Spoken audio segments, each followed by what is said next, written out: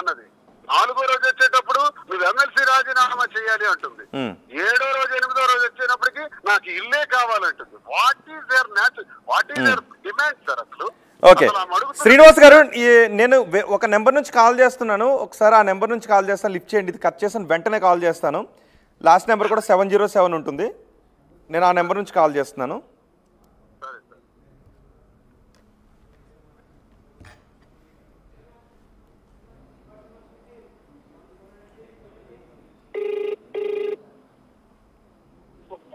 శ్రీనివాస్ గారు, చెప్పండి సార్. శ్రీనివాస్ గారు, వాణి తరపు వాదనలు వినిపిస్తున్న లాయర్ కూడా మీతో మాట్లాడతారంట. ఇస్తున్నా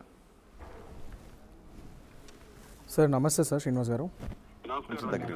నా పేరు పోతిరెడ్డి కృష్ణ, నేను హైకోర్టు అడ్వకేట్ని. Sir, at the end of the day మేము అందరం కూడా ఒక అమికబుల్ సొల్యూషన్ వచ్చే విధంగానే దీన్ని చెబుదామన్నదే మా ప్రయత్నం కూడా. మేమనుకుంటుంది కూడా అదే. కాకపోతే ఏంటంటే ఇది ఆవిడ మీరు అనుకున్న ఈ 5 డిమాండ్స్లో ఈ 5th ఏదైతే ఈ మెయిన్ హౌస్ గురించే కదా ఇష్యూ అంతా. సో ఆ ఇష్యూలోనే ఆవిడ కొద్దిగా పట్టుబట్టున్నారు. ఆవిడ అనేది ఏంటంటే అక్కడ తదనంతరం ఇమ్మనే కదా అడిగేది అనేది ఆవిడ వాదన. ఆవిడ నీడ లేకుండా చేయడం అది కాదు మా ఉద్దేశం. ఆయన అదే ఇంట్లో ఉండొచ్చు, హీ కెన్ స్టే ఇన్ టెక్కలీలో ఉండొచ్చు, అక్కడే ఉండొచ్చు. కాకపోతే తదనంతరం అది మాకు ఇచ్చే విధంగా ఉండాలి. ఎందుకంటే రేపటి రోజు ఆవిడ ఉద్దేశం ఏంటంటే ఇప్పుడు ఇది అయిన తర్వాత ఒక MOU రాసుకుంటారు, ఇవన్నీ ఒప్పుకున్న తర్వాత ఈ conditions you might go for the mutual consent divorce. అదే కదా దీని మెయిన్. లేదు సార్, ఆవిడ ఇంకో మాట కూడా చెప్పారు. నేను ఈ ఇంటిలోనే ఉంటాను, నా పిల్లలు వెళ్తుంటారు వస్తుంటారు, నేను ఇక్కడే ఉంటానని కూడా చెప్పారు. సార్, ఒకవేళ నేను అది అలా రాస్తే, ఏది ఆమెకి వీలునామా రాస్తే నా ప్రైవసీకి దెబ్బతీసే విధంగా ఇళ్ళన్నీ ఆస్తులన్నీ మీకు ఇచ్చేసిన, బ్రహ్మాండమైన బంగ్లా ఒకటి ఇచ్చేసిన, వీలునామా పేరుతో మళ్ళీ ఇక్కడికి వస్తాం, మళ్ళీ ఇక్కడ ఉంటామంటే నాకు ఇంత ప్రైవసీ ఎక్కడ ఉంటుంది సార్? నాకు మెంటల్ పీస్ లేకే కదా ఇదంతా వచ్చింది. ఈ స్టేజ్ ఎందుకు వచ్చింది సార్? కేవలం బికాస్ ఆఫ్ మా మధ్య ఉన్న డిస్టర్బెన్స్ కోసం వచ్చింది. డిస్టర్బెన్స్ వచ్చిన తర్వాత మళ్ళీ ఆస్తులు రాసేసి మళ్ళీ వాళ్ళు ఇక్కడికి వస్తుంటే మళ్ళీ నేను లేనిపోయిన డిస్టర్బెన్స్ ఫీల్ అయ్యి ఇంకా నేను మెంటల్ టార్చర్ గురయ్యే పరిస్థితి నాకు క్రియేట్ చేసే స్థితిలో వాళ్ళు క్రియేట్ చేస్తుంటే నేను ఎక్కడికి పోవాలి సార్? మీరే చెప్పండి సార్. I completely understand. అంటే నాకున్న అండర్స్టాండింగ్ ప్రకారం ఆవిడ ఇవన్నీ అడిగేది నెక్స్ట్ మ్యూచువల్ కన్సర్న్ డివోర్స్ ప్రొసీడింగ్స్కి కోసం అన్నట్టుగానే అన్నారు. సో ఆ లెక్కన ఇంకా వాళ్ళు ఆ ఇంట్లో ఉండరు. ఇక మీరు తదనంతరం ఇచ్చే ఇంటికి you can ask her that ఇప్పుడు డివోర్స్ ప్రొసీడింగ్స్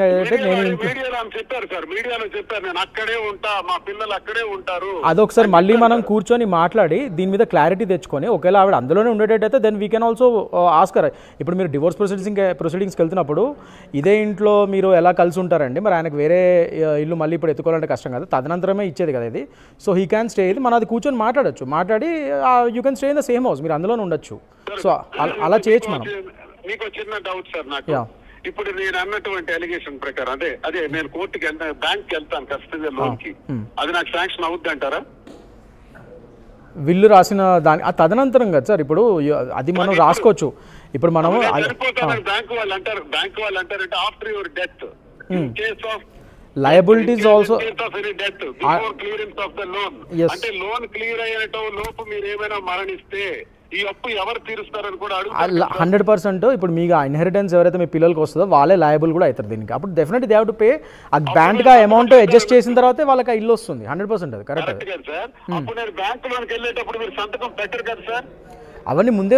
ఇప్పుడు నేనేమంటున్నానంటే సార్, ఇప్పుడు ఆ ఇల్లు తదనంతరం రాయడం అనేది ఇది మీరు లైఫ్ టైంలో మళ్ళీ దాని ఒకవేళ లోన్ పెట్టేటట్టయితే వాళ్ళకు కూడా they can coming to the agreement, వాళ్ళని పెట్టియచ్చు compulsory. If you're going for అవన్నీ కూడా మన అగ్రిమెంట్స్ రాయొచ్చు ముందే. ఇప్పుడు మీరు డెఫినెట్లీ ఇది అగ్రిమెంట్ రాయొచ్చు సార్. మనం డెఫినెట్లీ మీరు రావాలప్పుడు రేపటి రోజైనా నేను లోన్ తీసుకునేటట్టయితే మాత్రం మీరు నా లయబిలిటీస్ కూడా షేర్ చేసుకోవాలి. సో దానికి మీరు ఒప్పుకోవాలని చెప్పి we can put those points in those clauses. డెఫినెట్గా పెట్టచ్చు మనం. నేను ఒక్క మాట అంటున్నాను సార్, అలాగే మంచి డిస్కషన్ వచ్చింది. లీగల్ గా వెళ్ళేటప్పుడు కోర్టుకే వెళ్ళేటప్పుడు న్యాయస్థానాన్ని ఆశ్రయించేటప్పుడు న్యాయస్థానం నిర్ణయం మేరకే ఇవన్నీ చేసుకోవటం మంచిది సార్. ఒకవేళ న్యాయస్థానానికి వెళ్ళినప్పుడు ఇలాంటి పెద్దవారి ముందు ఇవన్నీ చేసుకోవడం మంచిది సార్. పెద్దవారి ముందు చేసుకుంటాం అంటూనే మీకు మొన్న 11వ తారీఖున అనుకుంటారు, 12వ తారీఖున మాకు కబురు వచ్చింది. మనం కాంప్రమైజ్ అవుదాం మీకు సమాధానం మాకు కబురు వచ్చింది. సరే బ్రదర్ ని పంపించాను శ్రీధర్ కి. అంటే మాతో కాంప్రమైజ్ అవుతామని డిస్కస్ చేస్తుంటేనే పిటిషన్లు వేస్తున్నారు సార్.